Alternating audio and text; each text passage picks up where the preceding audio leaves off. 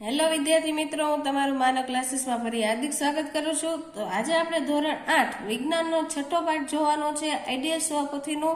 તો ફટાફટ આપણી ચેનલને લાઇક એન્ડ સબસ્ક્રાઇબ કરવાનું ભૂલતા નહીં, જેથી અમારા તમામ વિડીયો તમને મળતા રહે. તો ચાલો આજે આપણે પાઠ 6 નું એનું નામ જોઈ પહેલા પ્રાણીઓમાં પ્રજનન.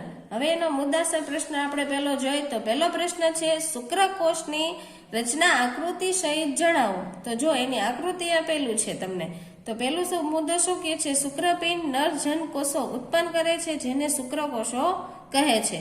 શુક્રપિંડ લાખોની સંખ્યામાં શુક્રકોષો ઉત્પન્ન કરે છે. શુક્રકોષો અત્યંત સૂક્ષ્મ હોય છે. પ્રત્યેક શુક્રકોષમાં એક શીર્ષ, મધ્ય ભાગ અને એક પૂંછડી હોય છે. પ્રત્યેક શુક્રકોષમાં કોષના સામાન્ય ઘટકો જોવા મળે છે. તમારે પરીક્ષામાં આકૃતિ દોરવી ફરજિયાત છે, જેથી આ ડ્રોઈંગ તમારે ફરજિયાત શીખવું પડશે. હવે બીજો પ્રશ્ન છે એમાં, તો બીજો પ્રશ્ન છે, મનુષ્યના નર પ્રજનન તંત્ર અંગો આકૃતિ સહિત જણાવો. તો આમાં પણ આકૃતિ દોરવી ફરજિયાત છે. એમાં નામ નિર્દેશન પણ કરવા જરૂરી છે. તમને ક્યાં શું આવેલું છે બધું દર્શાવેલું છે.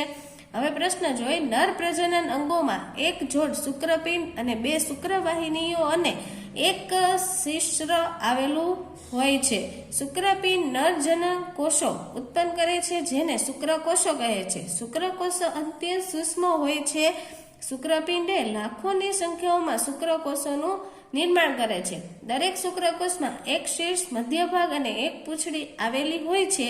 પ્રત્યેક શુક્રકોષમાં કોષના સામાન્ય ઘટકો જોવા મળે છે. ત્રીજો પ્રશ્ન છે એમાં, મનુષ્યમાં માદા પ્રજનન અંગો આકૃતિ સહી સમજાવો. પરીક્ષામાં પણ વધારે પ્રશ્ન પૂછાય છે, જેથી પાકો કરી લેવો. માદા પ્રજનન અંગોમાં એક જોડ અંડપિંડ, અંડવાહિનીઓ અને ગર્ભાશય આવેલા હોય છે. અંડપિંડ એ માદા જનીઓ ઉત્પન્ન કરે છે, જેને અંડકોષ કહેવામાં આવે છે. મનુષ્યમાં પ્રતિ માસ બંને અંડપિંડોમાંથી કોઈ પણ એક અંડપિંડમાંથી એક વિકસિત અંડકોષ અંડવાહિનીમાં મુક્ત થાય છે. ગર્ભાશય એ ભાગ છે જેમાં શિશુનો વિકાસ થાય છે. આ બાજુ ચોથો પ્રશ્ન આપેલો છે, મનુષ્યમાં ફલનની પ્રક્રિયાનું વર્ણન કરો.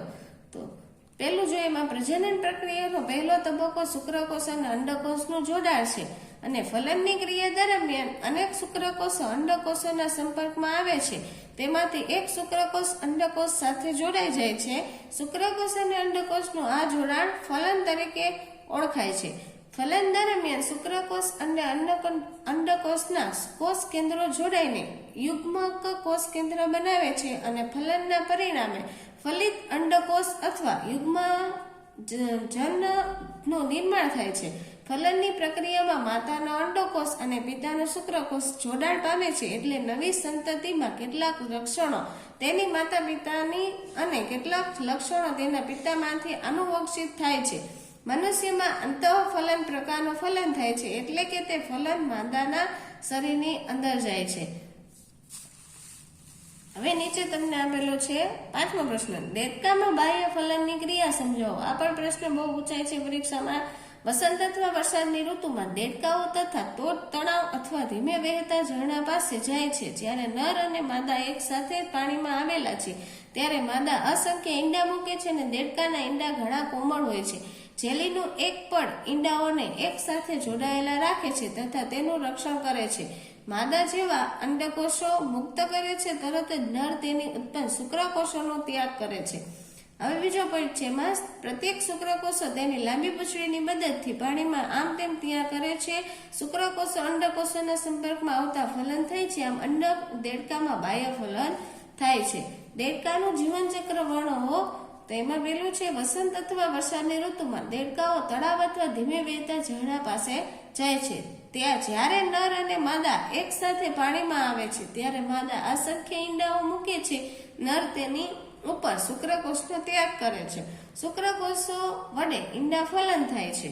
જો નીચે તમને એનું આપેલું છે, આ ઈંડા છે, આ ભ્રૂણ, પછી એનું શું થાય, શરૂઆતનો તેડપોલ, પછી અત્યંત તેડપોલ અને પુખ્ત દેડકો. આવી રીતના દેડકાનું નિર્માણ થાય છે. હવે પાછળ એનો પ્રશ્નના મુદ્દા આપેલા છે, તો કે દેડકાના ઈંડા જેલી જેવા એક સ્તરથી એકબીજા સાથે જોડાયેલા છે, જે ઈંડાઓને રક્ષણ આપે છે. દેડકામાં ઈંડાથી શરૂ કરીને પુખ્તતા સુધી 3 સ્પષ્ટ અવસ્થા કે તબક્કા જોઈ શકાય છે, જેમ કે ઈંડા, ટેડપોલ, પુખ્ત. કેટલાક વિશેષ પરિવર્તનો સાથે ટેડપોલનું પુખ્તમાં રૂપાંતર પામવાની ક્રિયાને કાર્યાંતરણ કહે છે. ટેડપોલ જ્યારે પુખ્ત દેડકામાં ફેરવાય છે ત્યારે તે કૂદી અને તરી શકે છે. પુખ્ત દેડકો જમીન અને પાણી એમ બંનેમાં રહી શકે છે. 7મો પ્રશ્ન છે અલિંગી પ્રજનનની વ્યાખ્યા આપો. પ્રાણીઓમાં અલિંગી પ્રજનનની 2 પદ્ધતિઓ વર્ણવો. તો કે જે પ્રકારના પ્રજનનમાં એક જ પિતૃમાંથી નવો સજીવ ઉત્પન્ન થતો હોય તો તેવા પ્રજનનને અલિંગી પ્રજનન કહેવામાં આવે છે. હાઇડ્રા તેમજ અમીબા જેવા પ્રાણીઓમાં અલિંગી પ્રજનન પદ્ધતિ જોવા મળે છે. પ્રાણીઓમાં અલિંગી પ્રજનનની પદ્ધતિઓમાં કલિકા સર્જન અને દ્વિભાજનનો સમાવેશ થાય છે. શેનો તો કે કલિકા સર્જન અને દ્વિભાજનનો. આ વસ્તુ યાદ રાખવાની.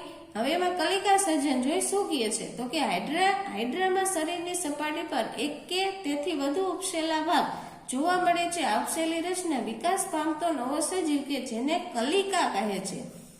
એકલ પિતૃમાંથી ઉદ્ભવતા ઉપસેલા ભાગોમાંથી નવો સજીવ વિકાસ પામે છે અને હાઇડ્રામાં કલિકામાંથી નવો સજીવ ઉદ્ભવે છે. આવા અલિંગી પ્રજનનને કલિકા સર્જન કહે છે. જો અહીંયા આપેલું છે.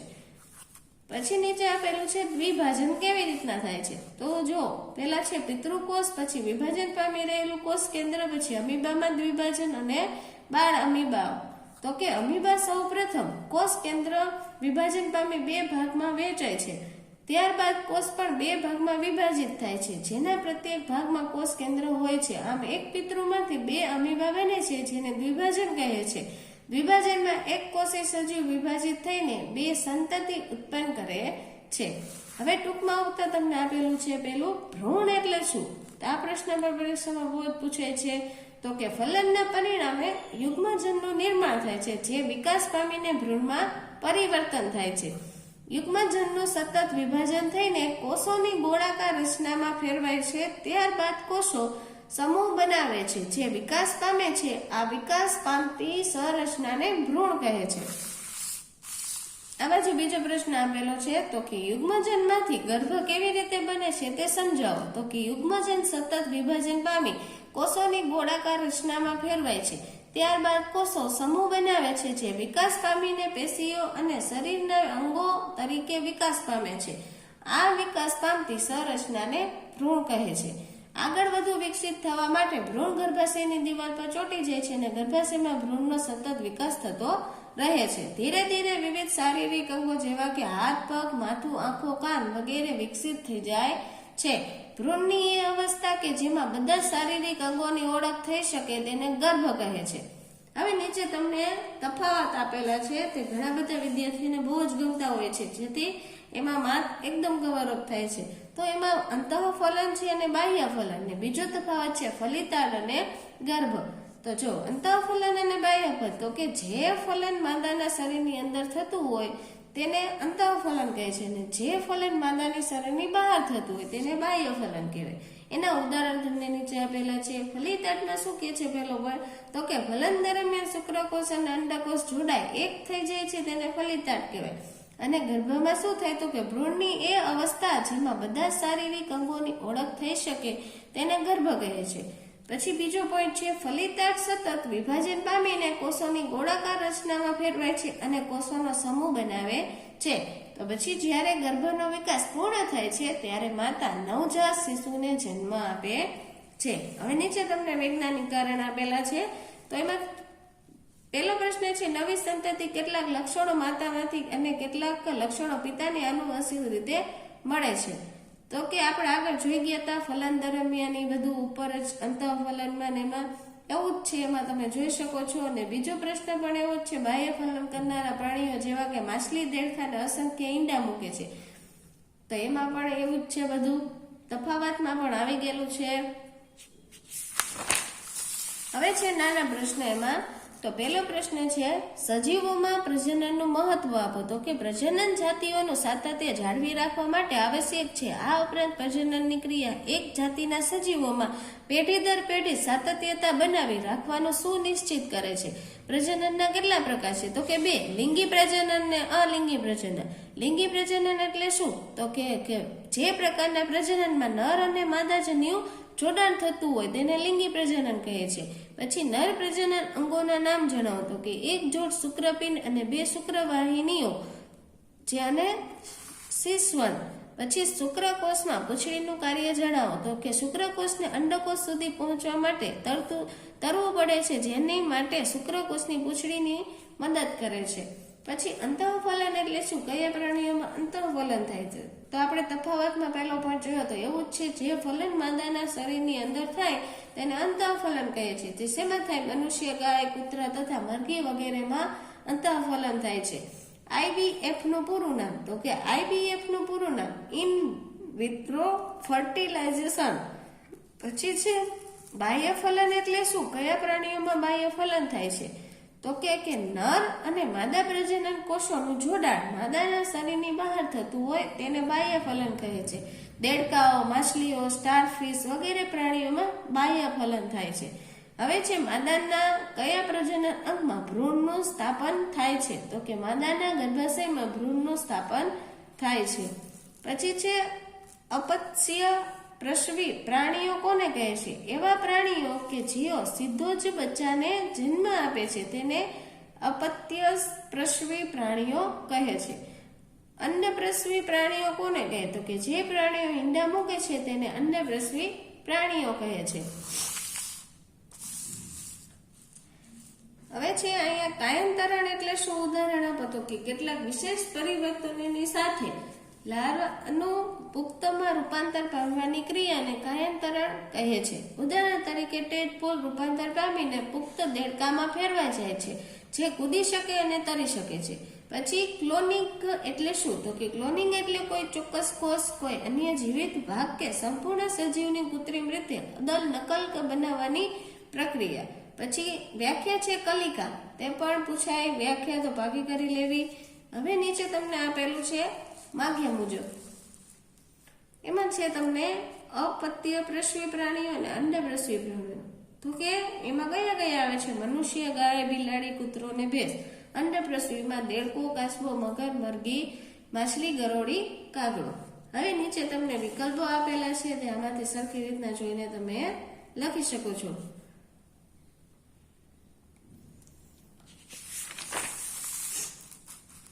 હવે એની નીચે ખાલી જગ્યા આપેલી છે તમને. તો કે નર તેમજ માદા જન્યુઓના જોડાણથી ખાલી જગ્યા બને છે તો યુગ્મજન. પછી શુક્રપિંડ નર જનકોષો ઉત્પન્ન કરે છે જેને ખાલી જગ્યા કહે છે, શુક્રકોષો કહે છે. ખાલી જગ્યા પ્રક્રિયાનું પહેલું ચરણ શુક્રકોષ અને અંડકોષનું જોડાણ છે. તો કે પ્રજનન. હાઇડ્રામાં કલિકામાંથી નવો સજીવ ઉદ્ભવે છે. આથી આવા પ્રજનનને ખાલી જગ્યા કહે છે, તો કલિકા સર્જન. હવે નીચે આપેલા છે તમને એના ખરા ખોટા. તો એ બધું તમે આમાંથી જોઈને લખી શકો છો. તો ચાલો આ વિડીયોને આપણે અહીંયા વિરામ આપશું. તો પહેલા સેમના બધા જ પાઠ અમે રેગ્યુલર નાખેલા છે, અને જો કોઈને ન જડે તો એ પ્લે લિસ્ટમાં જઈને પણ ધોરણ 8ના વિજ્ઞાનના તમામ વિડીયો જોઈ શકે છે. અને અમારી ચેનલ ઉપર 6 થી 10 ધોરણના તમામ વિડીયો જોવા મળે છે. તેથી અમારી ચેનલને લાઇક એન્ડ સબસ્ક્રાઇબ કરવાનું ભૂલતા નહીં, અને તમારા ફ્રેન્ડને પણ શેર કરો જેથી એ પણ જોઈ શકે.